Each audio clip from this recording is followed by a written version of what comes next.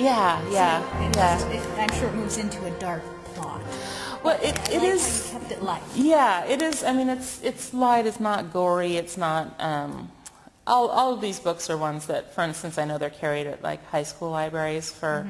They're adult books, but they're things that you wouldn't, be upset if your teenager like read. Maybe, right? Yes, exactly, exactly.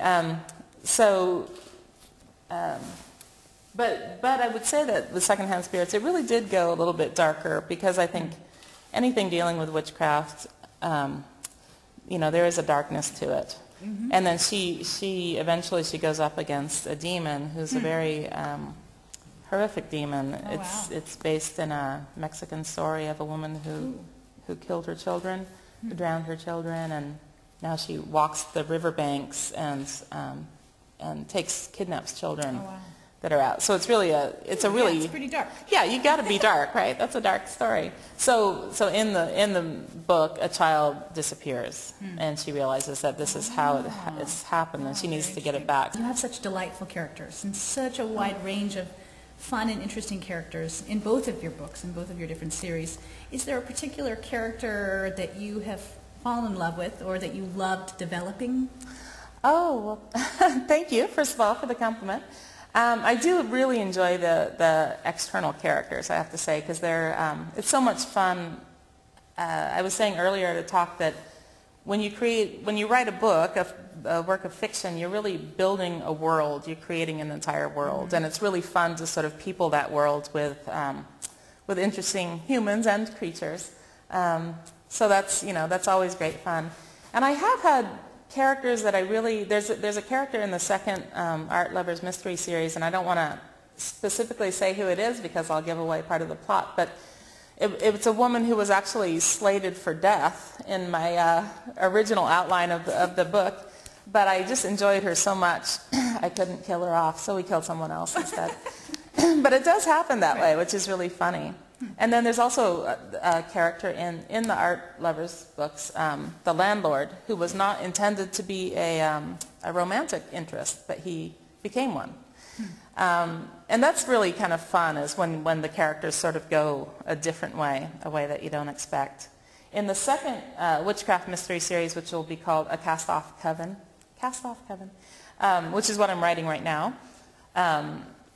there is a character in that who was really intended to be kind of a walk-on character, and he became so interesting, and he recently has made a play for the main character, and she might just be responding. So I'm waiting to see how that's going to work out.